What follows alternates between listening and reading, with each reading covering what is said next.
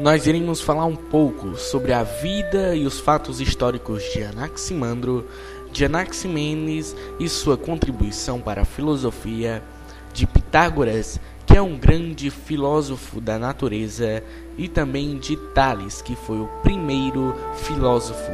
Tudo isso agora em Os Filósofos da Natureza, parte 1.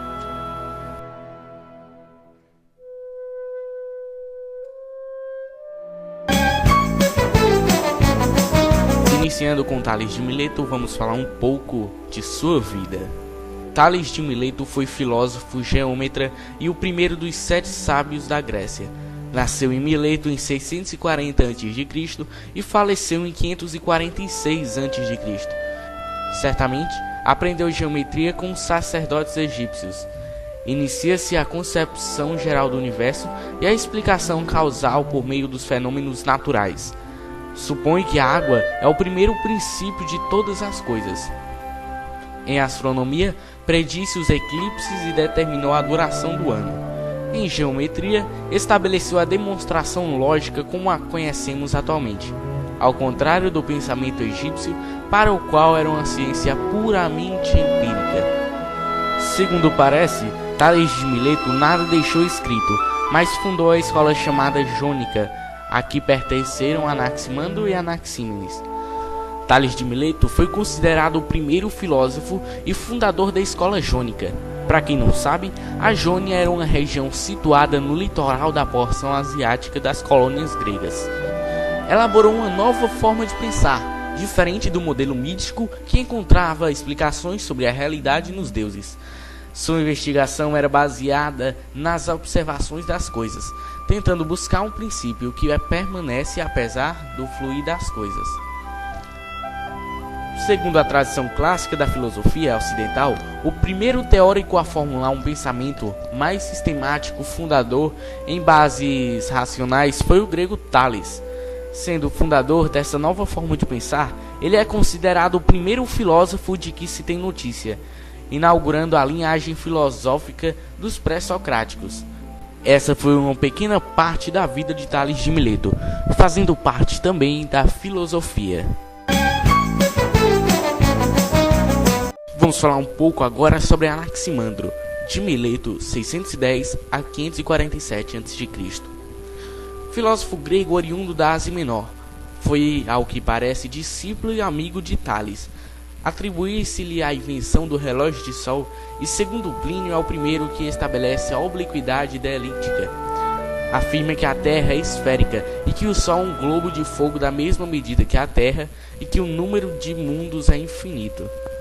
A sua obra denomina acerca da natureza, extraordinariamente interessante na audácia das teses cosmológicas.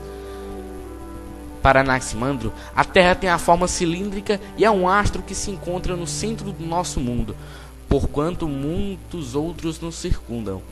Todas as coisas provêm do Apeiron e não têm limites, o infinito, e todas retornam ao Apeiron. Para Anaximandro, a origem dos seres é o infinito, no qual tudo se gera e tudo se dissipa, de onde já ter vindo um número inestimável de mundos gerados e corruptos pelo retorno à origem. Expôs as causas segundo os quais o princípio é o infinito, dizendo que a razão da origem não conhece nenhuma carência. Mas não esclareceu se esse infinito é o ar, a água, a terra ou outro elemento. Falamos um pouquinho sobre Anaximandro e suas partes na filosofia, que também é um filósofo da natureza. Agora vamos falar um pouco sobre a vida e obra de Anaxímenes. Anaxímenes foi discípulo e continuador de Anaximandro. Escreveu sua obra sobre a natureza também em prosa. Dedicou-se especialmente à meteorologia. Foi o primeiro a afirmar que a lua recebe a luz do sol. Os antigos consideravam Anaxímenes a figura principal da escola de Mileto. Conservava seu mestre, Anaximandro, a ideia de que o princípio do universo é indeterminado. Este princípio, como afirma Tales, é observável. Para Anaxímenes, tudo provém do ar e retoma ao ar. Anaxímenes de Mileto, filho de Eurístrato, foi discípulo de Anaximandro. Nasceu quando Anaximandro tinha 25 anos.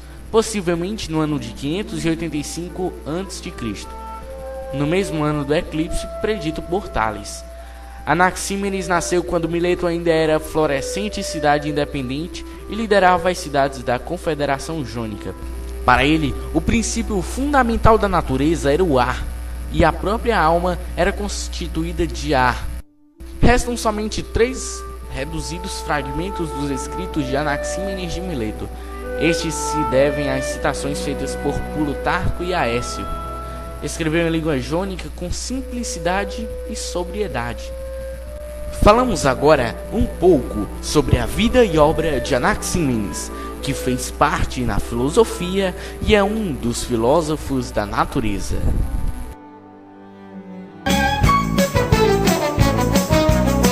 Vamos falar um pouco agora sobre a vida e obra de Pitágoras. Pitágoras, um dos maiores filósofos da Europa antiga, era filho de um navegador, Nessaco. Nasceu cerca de 580 a.C. em Samos, uma ilha do mar Egeu, ou, segundo alguns, em Sidon, na Fenícia. Muito pouco se sabe sobre a juventude, a não ser que se conquistou prêmios nos Jogos Olímpicos. Pitágoras foi o primeiro filósofo a criar uma definição que quantificava o objetivo final do direito, a justiça. Ele definiu que um ato justo seria chamada justiça aritmética, na qual cada indivíduo deveria receber uma punição ou ganho quantitativamente igual ao ato cometido.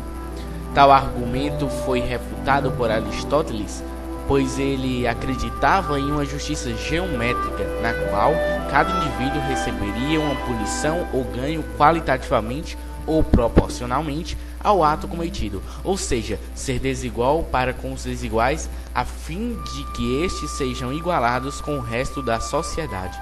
Alguns pensamentos filosóficos de Pitágoras são: a fidelidade que devemos ao nosso amigo é coisa sagrada, que não permite a mais leve ironia. Eduquem os meninos e não será preciso castigar os homens. Não fales da tua felicidade a quem, mas do que tu for desgraçado. Escuta e serás sábio. O começo da sabedoria é o silêncio.